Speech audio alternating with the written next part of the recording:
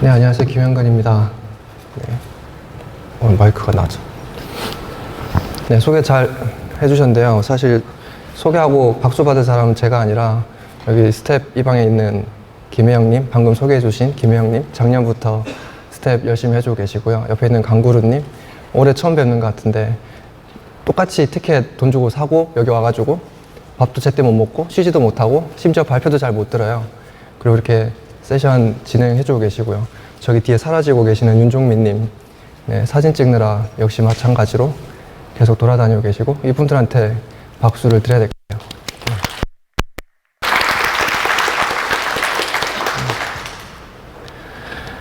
네, 발표를 시작할게요. 네. 제목은 이렇게 뽑았는데요. 사실 파이썬 쓰면서 회사에서 밟았던 문제 같은 것들, 그런 것들이 있을까 하고 제목을 뽑아봤는데 사실은 기술부채 얘기하다 보니까 기술부채보다는 인적 레거시라고 할까? 그런 것들이 좀 쌓여 있어서 그런 것들 좀 풀어보도록 하겠습니다. 일단 뭐 부제를 이렇게 뽑으면은 뭐 조엘 테스트 몇 점짜리 회사, 그러니까 회사 이름은 밝히지 않을게요. 회사 이름 밝히지 않고 그냥 세모라고만 지칭할게요. 이 세모라는 회사의 개발 문화에 대해서 발표를 진행하도록 하겠습니다. 네, 사실은 뭐 회사 이름 넣으면 좋은데요. 저 다니고 있는 회사이기도 하고, 근데 발표 장표 쓰다 보니까 너무 회사 디스가 좀 심해져서 이거는 회사 이름 가리는 게 좋겠다라고 생각해서 회사 이름을 넣진 않았어요. 근데 아시는 분들은 아마 어느 회사인지 감을 잡으실 것도 같고, 그리고 중간에 듣다가 나가시면 안 좋은 얘기만 듣다 나가셔가지고 회사에 굉장히 좀 안 좋은 영향을 끼친 나쁜 직원으로 제가 매도될 수 있으니까 가급적이면은 끝까지 좀 들어주시면 감사하겠습니다. 네. 우선 뭐 조엘 테스트라는 얘기 처음 들어보시는 분도 아마 계실 것 같아요. 왜냐하면 조엘 테스트는 굉장히 아재들만 알고 있는 테스트고, 옛날에 회사가, 소프트웨어 회사가 얼마나 달릴만한 회사인가? 괜찮은 회사인가? 그런 거를 테스트하는 12가지 항목으로 구성된 그런 테스트인데요. 간단한 테스트인데, 조엘 스폴스키라는 사람이 만든 테스트예요. 자기 블로그에 올린 테스트인데, 그 블로그 옛날에는 되게 재밌는 얘기 많아서 가끔 들어가서 읽기도 하고, 그리고 에이콘 출판사에서 번역 그 블로그 글들 묶어서 번역해서 책을 낸 적도 있어요. 네. 어쨌든 그 조엘 테스트는 12개인데 12개 항목 그냥 번역 안 하고 그냥 그대로 다 옮겼어요. 천천히 읽어보시면 중간에 함정이 하나 있긴 한데, 어쨌든 17년 전에, 2000년이니까 17년 전이잖아요. 17년 전에 잘하는 소프트웨어 회사는 어떤 회사다라는 기준이 녹아있는 것 같아요. 네. 보면은 뭐 대충 다 해석이 잘 될 것 같고, 마지막에 있는 항목이 그 홀웨이 유즈빌리티 테스트라는 게 그 무작위 사용성 테스트라고, 그 아까 말씀드린 에이콘에서 번역한 책에서는 그렇게 번역했는데, 그냥 복도에서, 회사 복도에서 아무나 잡고 한 4-5명한테 이거 어때요? 쓸만해요? 이렇게 물어보는 거예요. 그러면은 피드백을 주는데 그게 나름 정확하다는 거죠. 그래서 그런 테스트들을 12개를 모아놓고 회사에 점수를 매기는데, 그 블로그에 보면은 뭐 11점, 12점이나 11점 이상이면은 뭐 나름 괜찮은 회사고, 10점 이하면은 심각한 문제가 있다라고 그렇게 써져 있어요. 그 블로그에는. 근데 지금 말씀드리려고 하는 세모짜리 회사는, 세모라는 회사는 3점입니다. 네. 보통 거기 블로그에도 대부분 다 2점 아니면 3점이라고 나와 있어요. 이 회사는 3점인데,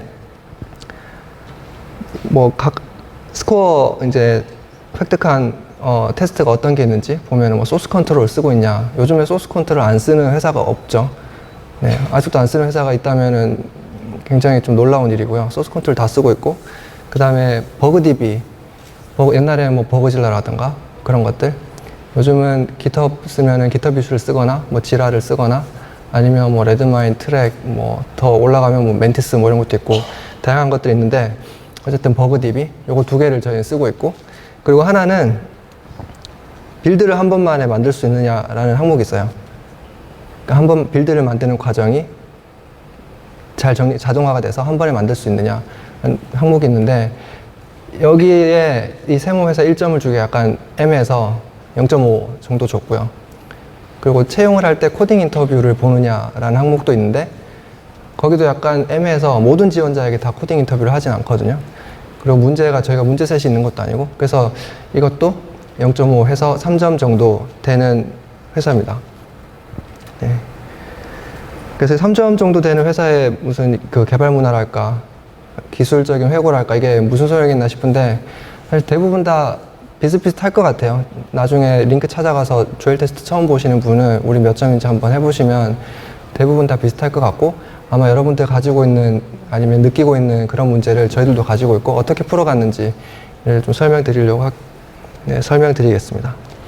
근데 이 조엘 테스트는 아까도 말씀드렸지만 2000년에 나온 2000년 8월 며칠에 나온 테스트인데 8월 9일에 작성된 글인데 지금 17년 전이잖아요. 17년 전이면은 그때는 이제 2000년이면 한국에서는 국민 PC라 그래서 옛날에 무슨 세진 컴퓨터랜드 그리고 뭐 삼부에서 뭐 박찬호가 나와서 체인지업 2년 뒤에 업그레이드 해준다 뭐 이런 PC들 팔고 하던 그러니까 아주 옛날 일이에요. 그러니까 노래로 비유를 하자면 G.O.D의 프라이데이 나이츠 SBS 인기가요에서 1위를 하던 그런 시절이거든요. 그러니까 그런 시절에 나온 테스트라서 지금 현재도 적용할 수 있을까라는 의문이 다들 있으실 거예요. 저도 있었고. 그래서 이걸 찾아봤는데 당사자가 그러니까 이 테스트를 작성한 조엘 스폴스키가 이 테스트에 대해서 뭔가 언급을 했을 것 같아서 찾아봤는데 2011년에 아직도 잘 만들어진 테스트니까 여기 뭐 더 추가하거나 바꿀 게 없는 것 같다 라고 2011년에 얘기를 했어요. 이게 이제 스택 익스체인지, 스택 오버플로우 채팅방에서 사용자들이랑 얘기를 하다가 이런 언급을 했었는데 그래도 이건 2011년이고 지금 2017년이잖아요. 요즘 세상이 얼마나 빨리 변하는데 2011년도 꽤 오래된 그런 오래됐죠. 그래서 시대 상황을 반영한 업데이트가 필요하다 그래서 이제 업데이트를 찾고 다른 사람들 어떻게 생각하는지 여기 밑에 있는 링크는 그냥 구글 검색한 링크인데요. 찾아보고 이제 좀 더 현재 상황에 맞는 테스트를 거친 이 회사의 점수를 먼저 얘기를 하려고 했는데 사람들마다 다 중요하게 생각하는 게 다 다르더라고요. 다르고 어떤 것들은 받아들이기 조금 애매한 테스트들도 있고 그래서 어쨌든 지금은 뭐 조엘 테스트의 유효성을 따지려고 한 건 아니니까 일단 이 회사는 3점짜리 회사고 그리고 세월이 흘러도 변하지 않는 진리는 있다는 가정하에 3점짜리 회사에 대한 변명을 하자면 낮은 점수에 대한 변명은 스타트업이라는 거더라고요. 스타트업은 모든 이런 질문들에 대해서 다 익스큐즈가 되는 마법과 같은 그런 단어라고 생각해요.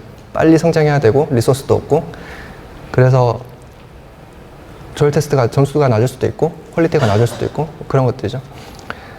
근데 사실 소프트웨어를 개발하는 사람 입장에서 보면은 어떻게 보면 이거 비겁한 변명일 수도 있어요.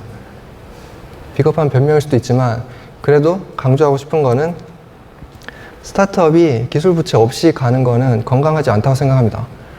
뭐 어떤 적당한 기술 부채는 필요하다라고 완곡하게 표현하시는 분들도 있고 근데 저는 오히려 차라리 적당한 기술 부채가 있는 편이 건강하다고 생각해요. 왜냐하면 기술 부채를 쌓으면서 빨리 가면서 빨리 성장하고 그리고 그 과정에서 쌓인 부채를 또 적당한 타이밍에 청산을 하는 데서 또 얻는 것들도 있으니까 그 적당한 기술 부채를 쌓으면서 가는 거는 건강하다고 생각합니다. 네. 네, 이 장표가 왜 지금 여기 들어왔는지 모르겠네요. 네. 발표를 하고 있는 저는 김영근이고요. 네.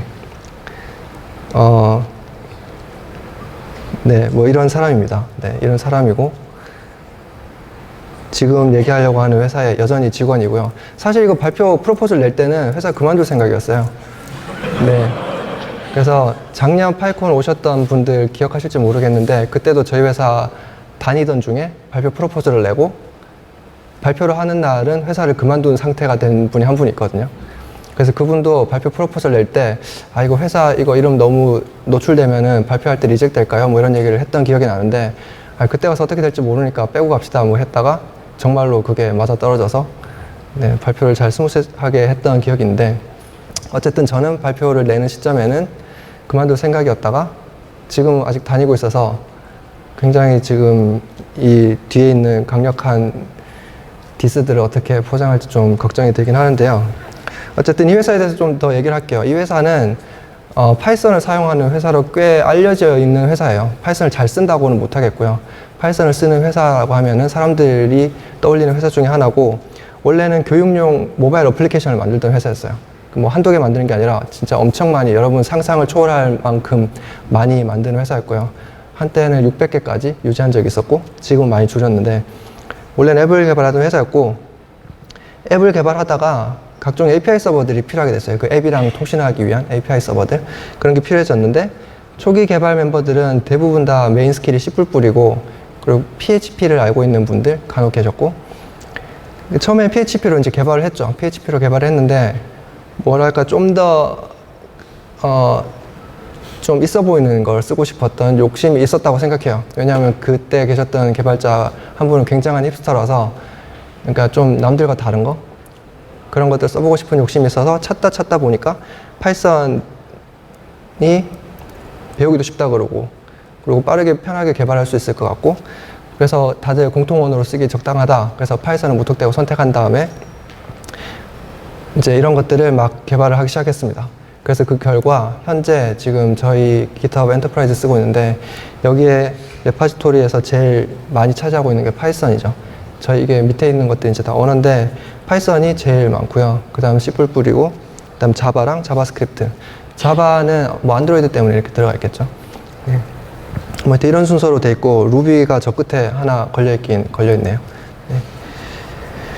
네. 그래서 다시 이제 처음 얘기로 돌아와서, 저희 이제 그 파이썬을 선택하고 나서 그때 기본 방향은 스타트업이니까 리소스도 없으니까 기본 딱 정말 필요한 작은 기능만 필요한 타이밍에 빨리 만들어낸다 였어요. 그래서 복잡도를 높이지 않고 그냥 빨리 만들고 그냥 그대로 쓰는 정말 퀵앤더티 전략이죠. 이렇게 했었고, 그래서 모놀리딕 아키텍처보다는 마이크로 서비스로 가자라고 했었어요. 모놀리딕은 하나의 거대한 비즈니스 로직에 모든 걸 다 포함하는 그런 거대한 시스템이고, 마이크로 서비스는 발표볼까 뭐 서비스 오리엔티드 아키텍처 얘기도 있던데, 거기서 약간 파생한 이제 정말 단순한 기능들만 독립적으로 배포할 수 있게 나눠서 만드는 것들이죠. 그러니까 이거는 저는 잘못된 결정이라고 생각하지 않아요. 굉장히 당시에 맞게 잘 선택한 것 같고, 생각보다 꽤 오랫동안 유효하게 잘 써먹었어요. 네. 그러니까 모놀리틱 설명을 좀 더 붙이면은, 이 장표는 저는 되게 회심의 장표라고 넣었는데, 이거 중간에 리뷰해준 저희 팀분이 이거 다들 이런 얘기 한다 그래서 약간 좀 김이 빠졌는데, 어쨌든 모놀리틱은 큰 똥이고요. 마이크로 서비스는 작은 똥들 여러 개 있는 서비스입니다. 어쨌든 뭐 작은 똥들 여러 개로 구성이 되어 있어요. 굉장히 여러 개로 구성이 되어 있어요. 그리고 저희가 만든 이 파이썬으로 만든 마이크로 서비스들은 대부분 다 장고를 이용해서 만들었습니다. 뭐 플라스크로 만든 것도 소수 있고요. 최근에는 AIO HTTP도 쓰고 있는데, 어쨌든 그 당시에는 장고를 선택했어요. 장고를 선택한 이유는, 일단 이 내용에 대해서 그 힙스터 개발자 분이 옛날에 발표를 하신 내용이 있는데, 거기 보면 설명이 좀 있어요. 설명이 뭐 IRC나 이런데 비빌 언덕이 있었다, 모를 때 물어볼 사람들이 있었고, 그리고 프로젝트 소개 문구가, 장고 프로젝트 소개 문구는 데드라인에 무슨 데드라인 뭐 퍼펙셔니스트 어쩌고, 하여튼 데드라인에 뭐 쫓기는 사람들을 위한 뭐 최적의 프레임워크 이런 얘기가 있거든요.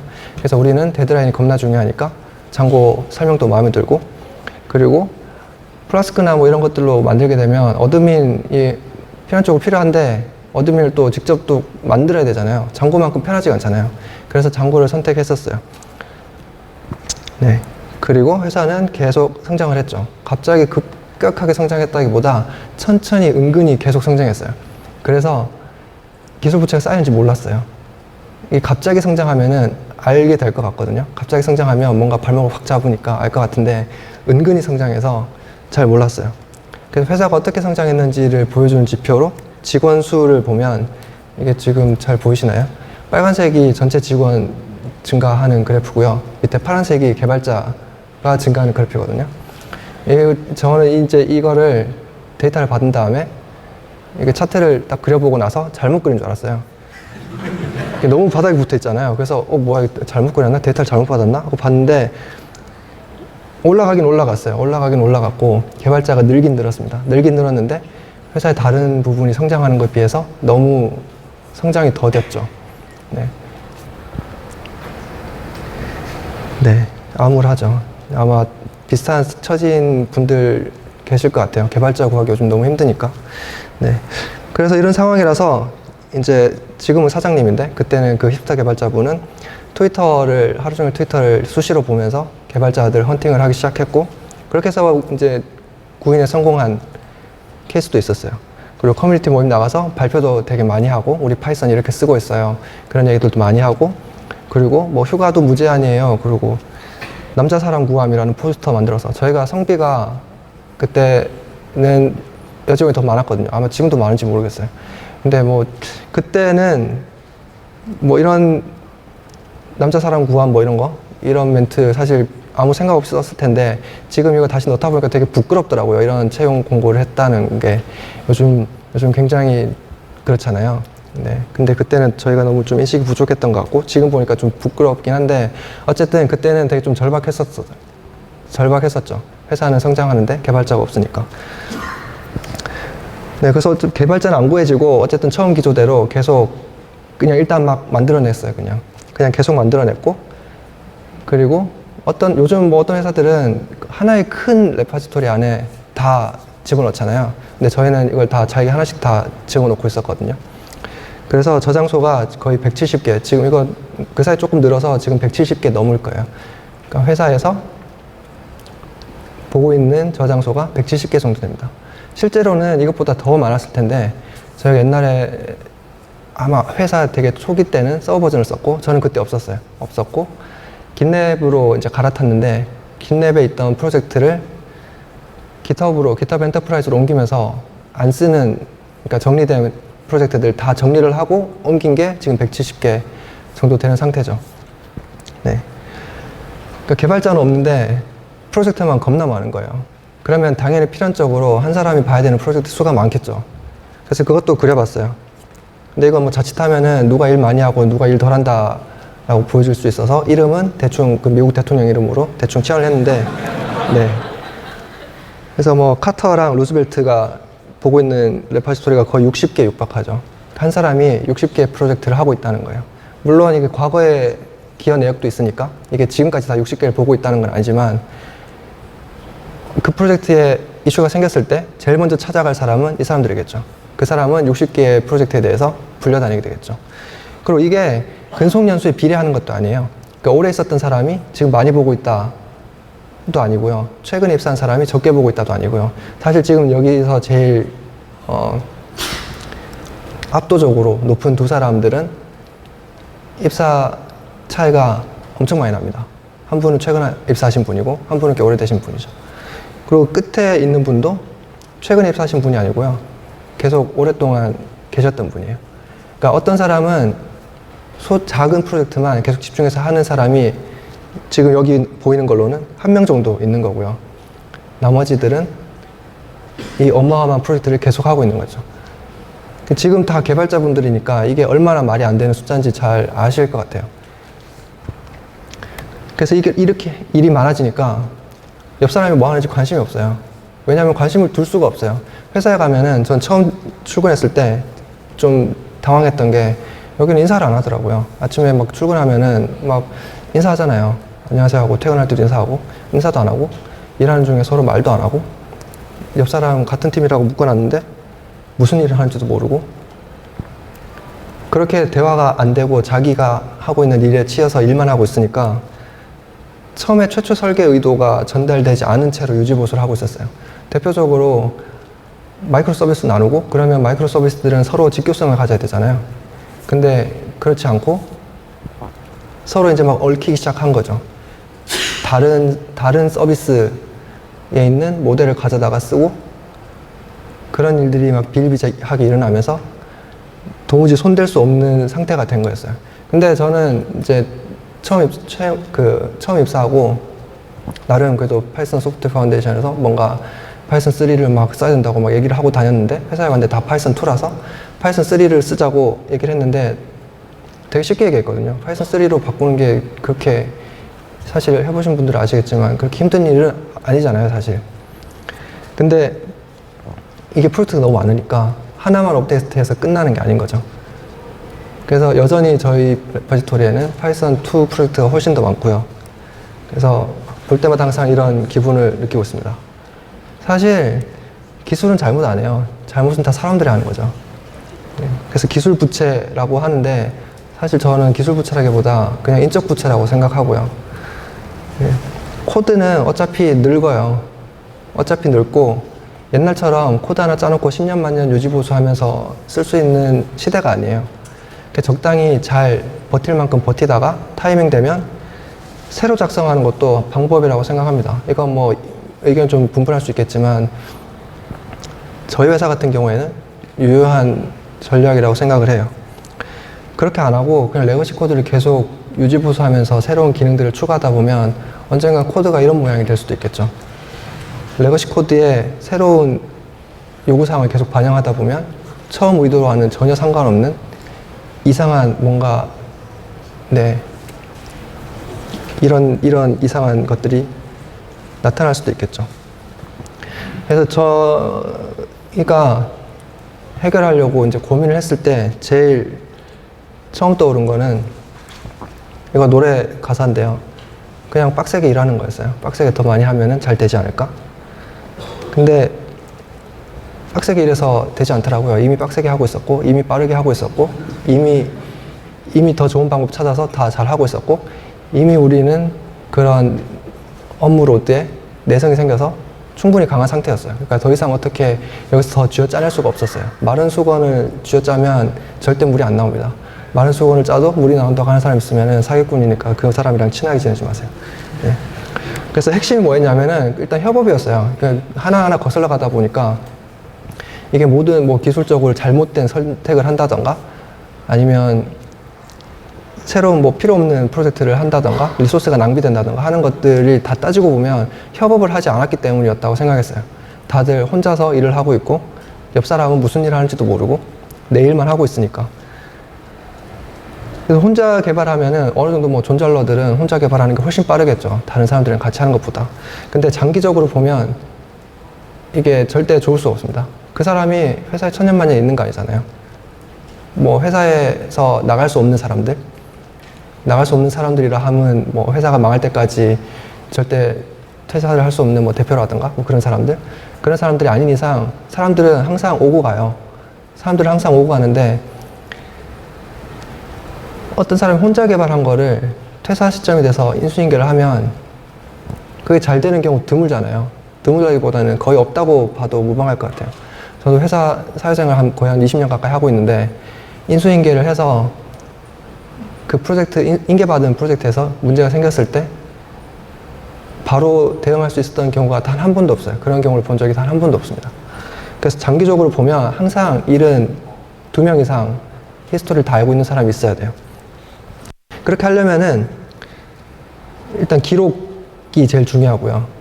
그 다음에 서로 일할 수 있는 거를 같이 일을 하지 못한다면 최소한 무슨 일을 하고 있는지 리뷰를 하면서 팔로우업 하는 거. 그리고 채용도 마찬가지로 중요했었어요. 기록은 사실 기업의 메모리죠. 이건 사실 회사의 자산인데 회사에서는 너무 이걸 중요하지 않게 생각하는 경우가 있어요. 하다못해 메신저 대화로그도 회사 일에 대해서 얘기를 했다면은 그것도 기록으로 봐야 되는데 너무 많은 기록이 그냥 다 흩어지고 있어요. 그래서 짧게 그때 상황을 얘기를 했는데 기억이 나지 않거나 아니면 누가 무슨 얘기를 했는데 그것만 기억나고 실제 내용은 기억이 나지 않는 거죠.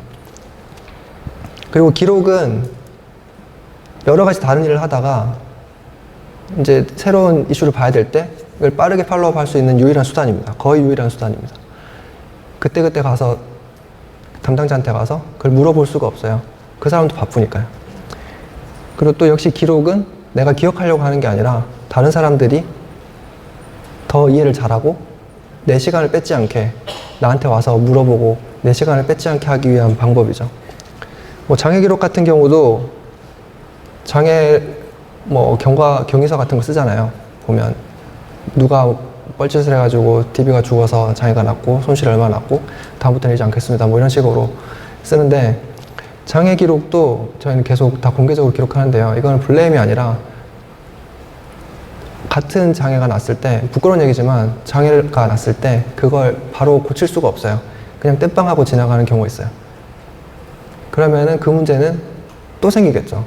근데 그때 대응했던 사람이 기록을 해놓지 않으면 다른 사람이 이걸 따라서 할 수가 없어요. 그래서 빠른 복구 매뉴얼처럼 장애 기록도 이렇게 남기고 있습니다. 그리고 아까 대화, 메신저 얘기 잠깐 했었는데, 대화를 검색이 잘 되게 검색을 잘 짜는 거는 조만간 되겠지만, 당분간은 그냥 대화를 검색이 잘 되는 대화로 하는 식으로 대화를 하고 있고요. 그 다음 채용도 꽤 중요한데, 채용 과정부터 협업의 시작이라고 생각합니다. 이 사람이 우리랑 같이 일을 할 수 있는 사람인가? 그러니까 이 사람이 기술의 어떤 성숙도를 물론 보긴 하겠지만 그거는 두 번째 문제 같고요.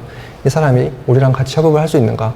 그리고 최종 입사 결정이 돼서 같이 일하게 됐을 때 그때부터 퍼포먼스를 낼 때까지 빠른 적응을 도와주는 과정이에요. 미리 팀원들이랑 이 팀은 어떤 걸 중요하게 생각하고 있고 어떤 부분이 필요해서 나를 면접을 보고 있고 이런 얘기들이 충분히 진행되고, 그 다음에 입사 후에 업무를 진행하게 되면은 그냥 합격이니까 내일부터 출근하세요 해서 와서 그 자리에서 이제 일 배우는 것보다는 좀 더 빠르게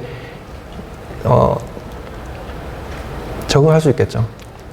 그리고 이 면접 과정은 내부에 있는 멤버들한테도 되게 도움이 많이 돼요. 다른 사람이, 우리는 이미 지금 소통이 잘 안 되고 있었고 심지어 인사도 안 하던 팀이었으니까 다른 사람이 어떤 기술에 대해서 어떻게 생각하고 있는지, 같이 일할 사람에 대해서 중요하게 보고 있는 가치가 어떤 건지, 그런 것들을 면접 과정을 통해서 서로 확인하는 거죠. 서로 확인해서 팀 내 공감대가 형성이 되고 우리의 공통 가치가 어떤 건지 자연스럽게 만들어 갈 수 있는 그런 기회이기도 합니다. 네. 네. 저희 회사는 재택이 되게 좀 자유로운 편이에요. 리모트 근무가 자유롭고 휴가도 무제한이고, 근데 실제로 무제한으로 1년에 360일 5일 근무하고 360일 쉬는 사람 이런 사람 없지만, 어쨌든 그래서 한 공간에 모여서 한 자리에 모여서, 그러니까 사무실에 모여서 일할 수 있는 시간이 그렇게 많지 않아요. 그리고 그렇게 모여서 일한다고 해도 자기 일하기 바쁘지 이제 옆에서 다른 사람 일 봐주면서 하기에는 또 시간이 좀 아까운 것도 있고, 그래서 비동기로 일을 많이 하는데요. 여기는 다 개발자들이니까 요즘 비동기 얘기하는데 이게 더 빠르다 이런 얘기가 있긴 한데, 사실 근데 일반적으로 빠르다고 사람들이 느끼긴 하죠. 근데 어쨌든 기술적으로 보면은 더 깊은 얘기지만, 여기서는 비동기로 할 때 속도보다 더 장점은 이게 더 빠르게 더 큰 일을 할 수 있다는 거죠. 스케일하기 쉽다는 게 비동기의 장점인 거죠. 그래서 이건 저희 GitHub 액티비티인데요. 밑에 보시면 이제 일별로 쪼개고 시간으로 새로 출근 시간인데, 이게 야근이 많은 게 아니에요, 여러분. 절대 보시면은 새벽 3, 4시까지 지금 액티비티가 있는데, 여기 액티비티는 플리캐스트라든가 커밋이라든가 리뷰 코멘트라든가 이런 이벤트인데, 굉장히 야근이 엄청 많은 살인적인 업무 강도를 자랑하는 회사의 그래프 같지만, 이거는 야근이 많아서가 아니라 저희 다 비동기라고 했기 때문에 이렇게 생산력이라고 할까요? 이게 잘 분산되어 있는 그래프입니다. 여기 앞쪽에 보면은 뻥 비어 있는 부분이 있는데요. 여기 그때 저희 다 사이판으로 워크숍 가가지고 다들 그때 일을 안 했어요. 그래서 정말로 깨끗하게 비어 있고, 네.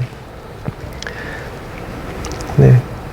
그래서 비동기로 일하고 기록을 남기고,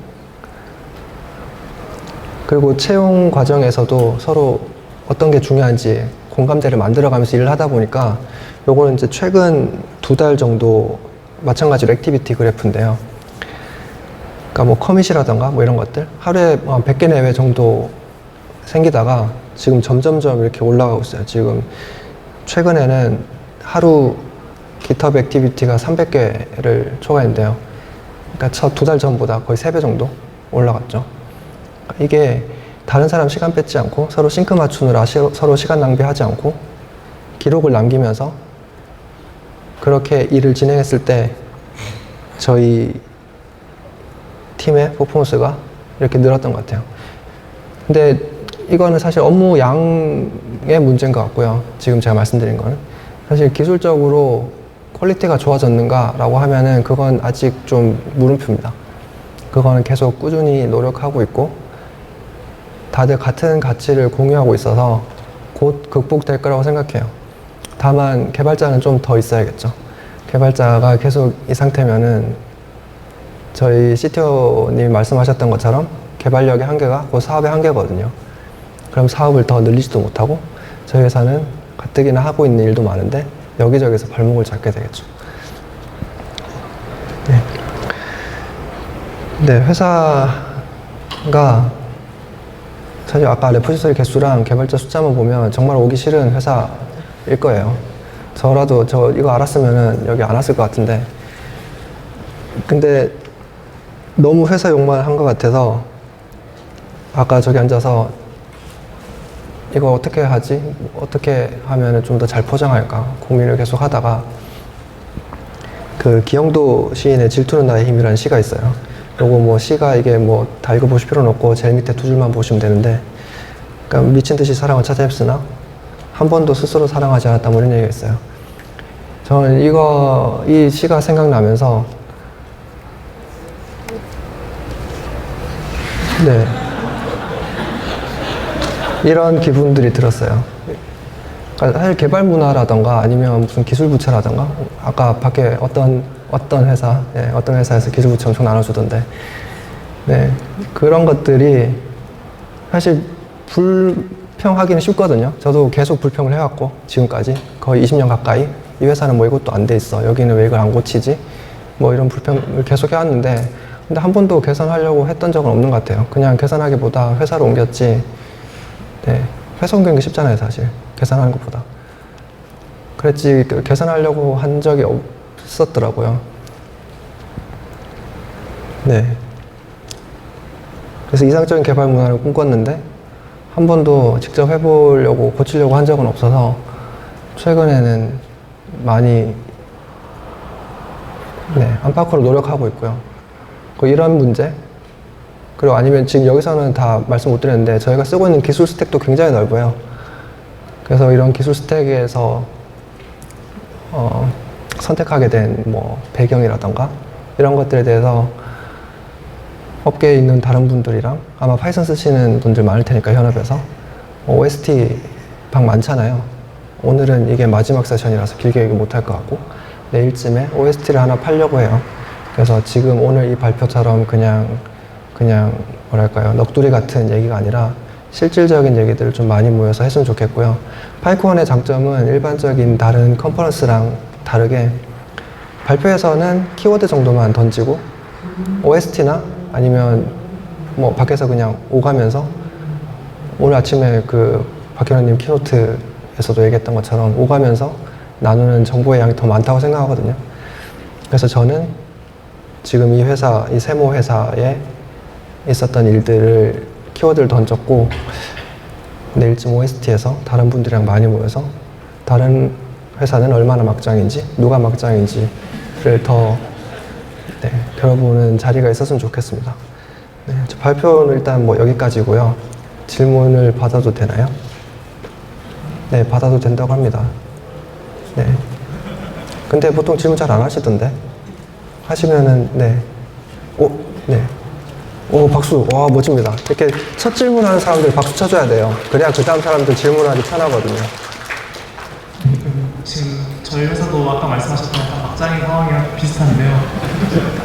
그래서 원래 영근님은 나오려고 이때 발표쯤에 나오려고 계획하셨는데 생각이 바뀌셨잖아요. 근데 이게 그걸 다시 턴하게 된 어떤 계기나 그런 회사에서 변화가 좀 보였는지. 회사에서 변화는 모르겠고요. 보통 회사는 변하려고 한다라는 말을 항상 해요. 근데 그게 진짜인지 아닌지는 바뀌어봐야 아는 거고 사실 그거를 뭐 다 무조건 안 믿는다거나 그럴 필요는 없고 그냥 회사의 제스처는 항상 그래요. 그게 뭐 거짓말 하는 걸 수도 있고 상황이 여의치 않아서 그런 걸 수도 있고 근데 제가 마음을 돌렸던 이유는 원래 저희 팀이 되게 작은 팀이었거든요. 저희 팀이 처음에 뭐 6명 이러다가 한 9명까지 늘고 그러다가 팀이 폭파됐어요. 폭파되고 개발실로 그냥 거대 개발실로 하나로 합쳐졌는데 그때 저희 팀에서 쓰던 슬랙이 있었거든요. 저희 9명이서만 쓰던 슬랙이 있었는데 그 방을 폭파하면서 그때 한 분이 같이 일해서 영광이었습니다 라고 얘기하더라고요. 그러면서 다들 이제 거기에서 막 유유 막 하고 막 오글오글 막 그랬었는데 그런 사람들이랑 일하는 거 되게 재미있는 것 같아요. 더 일할 수 있을 것 같고 뭔가 바꿀 수 있을 것 같고 힘들어도 같이 힘든 거잖아요. 같이 힘들면 뭐 힘든 게 나눠진다 그러는데 사실 뭐 같이 힘들면 더 힘들죠. 근데 어쨌든 그런 사람들이랑 같이 일할 수 있는 게 되게 계속 더 하고 싶었고요. 그래서 뭐 이렇게 됐네요. 네. 네, 감사합니다. 네. 두 번째 없나요? 더 막장이다 뭐 이런 분 없나요? 네.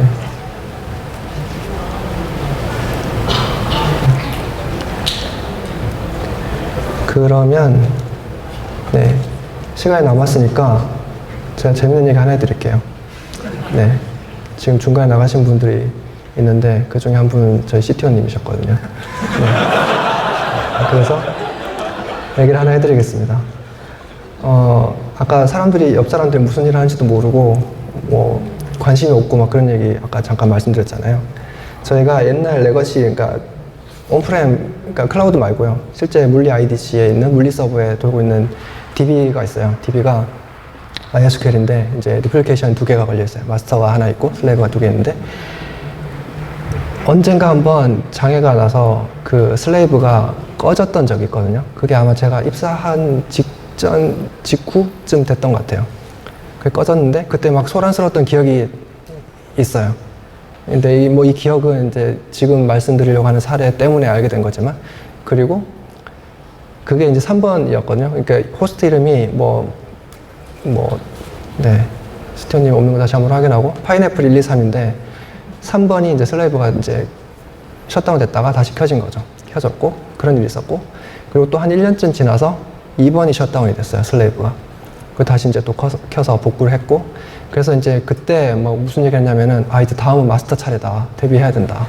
뭐 그런 얘기를 했던 기억이 나요. 근데 다행히도 마스터는 아직까지는 안 죽었고 이제 그 장비들을 클라우드로 옮기려고 준비를 하고 있었죠. 클라우드로 옮기려고 준비를 하고 있었는데 이게 슬레이브에서 이제 덤프 떠서 옮길 생각이었는데 슬레이브랑 마스터랑 다른 거예요, 내용이. 그래서 이게 이거 뭐지? 하고 봤더니 그 3번이 리부트했던 2년 전부터 지금까지 마스터랑 싱크되기를 기다리고 있더라고요. 그리고 2번이 걔는 한 1년 정도 되잖아요. 1년 동안 또 싱크되기를 기다리고 있더라고요. 이거를 어떻게 알았냐면은 이제 슬레이브랑 내용이 다른 걸 보고 가서 이제 이것저것 보다 보니까 엄청 오랫동안 싱크 컴퓨터가 안 돌고 있는 거예요. 그래서 그게 초로 나오니까 그 계산을 해보니까 막 수백 일인 거예요. 수백 일이라서 이게 어떻게 이렇게 될 수가 있지 하고 업타임을 보니까 그 수백 일이 업타임이랑 똑같은 거예요. 그래서 그걸 보면서 아니 그럼 슬랩에서 계속 값을 읽어갔으면 보통 슬랩은 이제 읽어가려고 두니까 읽어갔으면은 값이 다르니까 뭔가 장애가 발견됐을 텐데 왜 이걸 여태 몰랐지? 봤더니 읽기 쓰기를 다 마스터해서 하고 있더라고요. 그러니까 슬레이브는 그냥 폼이었고 네, 전혀 쓰지 않았고 마스터만 읽기 쓰기를 하고 있었고 그래서 그거를 보고 저 어떤 생각이 들었냐면은 와 기계들도 이렇게 연결이 끊어졌다가 오매불망 망부석처럼 마스터랑 슬레이브랑 서로 연결되려고 기다리고 있구나. 그래서 약간 좀 짠한 마음을 좀 느꼈었거든요. 네, 뭐 이런 것도 있고요. 되게 많은데 내일 OST에서 더 재밌는 얘기 많이 했으면 좋겠습니다. 지금 딱 30분이네요. 여기까지 할게요.